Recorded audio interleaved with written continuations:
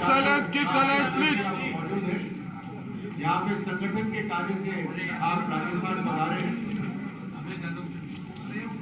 ये क्योंकि आपसे बड़े लंबे देर से इंतजार में थे, तो अध्यक्ष जी आपको कुछ बात रखेंगे आपके सामने।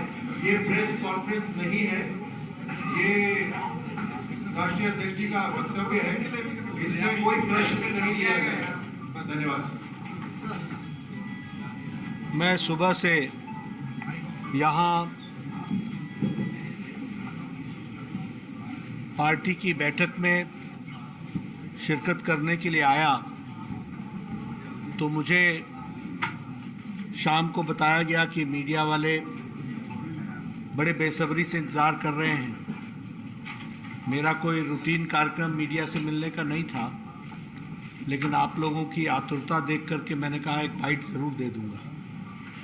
मित्रों, आज मैं सुबह से पार्टी के राजस्थान के वरिष्ठ नेताओं के साथ चुनाव प्रक्रिया की दृष्टि से जो हमारी योजनाएं बनी हैं उसकी बारीकियों के बारे में चर्चा करने के लिए आया था।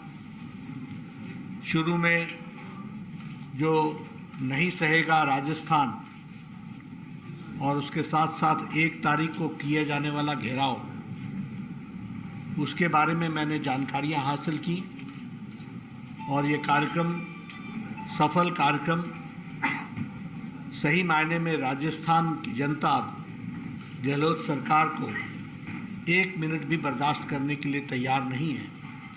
ये वातावरण जो हम सबको दिख रहा है, उस कैंपेन में नहीं सहेगा राजस्थान का सफल आयोजन 1 तारीख को होने वाला है। मैंने लंबे समय तक बैठ करके कोर कमेटी की बैठक में आने वाली पार्टी की योजनाओं के बारे में गहराई से चर्चा भी की और रणनीति को, जिसको कहते हैं कि उसको अंतिम रूप देने का काम किया गया है। आपको अगले 5-4 दिनों में जो योजना है उसके बारे में डिटेल जानकारी भी मिलेगी और किस तरीके से हम रणनीति को आगे ले जा रहे हैं वो भी आपको देखने को मिलेगा। मैं आश्वस्त हूँ कि आने वाले समय में विधानसभा के चुनाव में एक तरफा आशीर्वाद राजस्थान की जनता भारतीय जनता पार्टी को देने वाली है और इसके साथ साथ 2024 में हमारी लोकसभा में क्लीन स्वीप के लिए लोग आतुर बैठे हैं, ऐसा मैं आश्वस्त हूँ।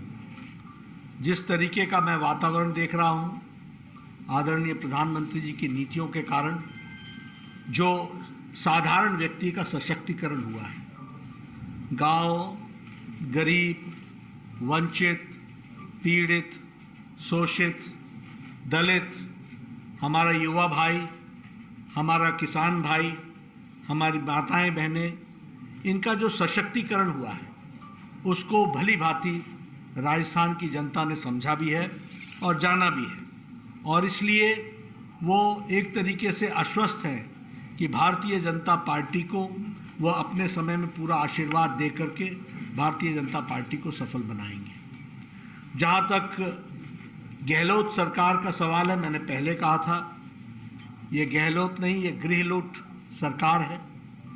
ये घर को लूटो और दिल्ली के आकाओं को खुश करो। हर स्तर पर भ्रष्टाचार है। आजकल लाल डायरी की खूब चर्चा है। आप सबके ध्यान में आया होगा कि किस तरीके से जब पाप का घड़ा भरता है तो वो इस तरीके से उजागर होता है और भ्रष्टाचार स्पष्ट रूप में हम सबको देखने को मिल रहा है। महिला उत्पीड़न लगभग अगर हम देखें तो 18 से 19 रेप केसेस हर दिन रिपोर्ट हो रहे हैं। लगभग 7 से 8 मर्डर्स रिपोर्ट हो रहे हैं। क्राइम का वो हाल हो गया है और विशेष करके दलित महिलाओं का जिस तरीके से शोषण हो रहा है, जिस तरीके से उनका उत्पीड़न हो रहा है, मैं तो ये भी कहना चाहूँगा कि गहलोत सरकार को शर्म आनी चाहिए कि आज इस तरीके की परिस्थिति राजस्थान की खड़ी हो गई, जो शांत प्रिय प्रदेश था, जो संस्कारों के लिए जाना जाता है, जिसकी एक अपनी संस्कृति है, जिसका एक अपना इतिहास है, गौरवमय इतिहास है, उस धरती पर इस तरीके से महिला सम्मान का के बजाय महिला अपमान हो, यह कभी भी राजस्थान की जनता बर्दाश्त नहीं करने वाली है। और इसीलिए हमारे ध्यान में भी आया है कि लगभग 24,000 से ज़्यादा महिलाओं के साथ दुष्कर्म रिपोर्ट हुए हैं। ये किसानों की बात करते हैं, 19,500 किसानों को कुर्की के नोटिस दे दिए गए हैं। ये बात करते हैं कि हम किसान का कर्जा माफ़ करेंगे। आज किसान बेहाल अपने आप को महसूस कर रहा है और वह ठगा महसूस कर रहा है।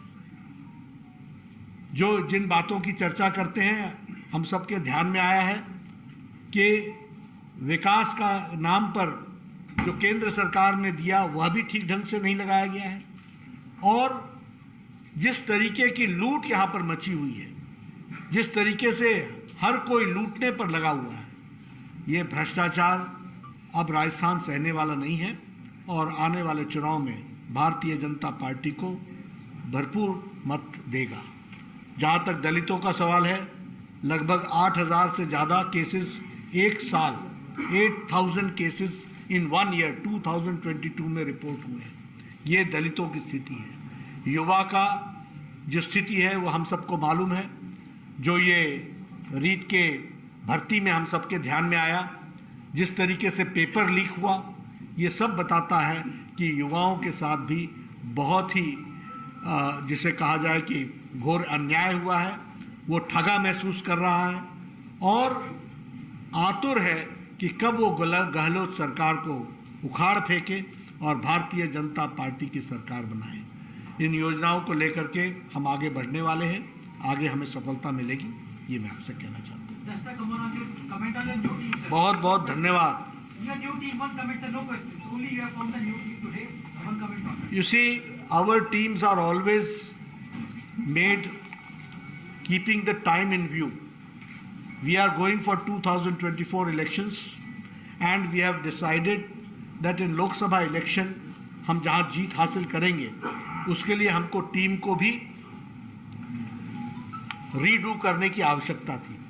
और बहुत से हमारे लोकसभा के मेंबर्स जो ऑफिस बेयरर्स थे, उनको चुनाव ठीक ढंग से लड़े, इसलिए उनको फ्री भी करना था और नए लोगों को चांस देना था और नई जिम्मेवारियों के साथ उनको लगाना था।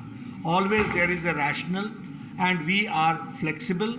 और जो लोगों को जिम्मेवारी से नई जिम्मेवारी में लाया गया है, ये काम हमारे यहाँ कंटिन्यूअस चलता रहता है।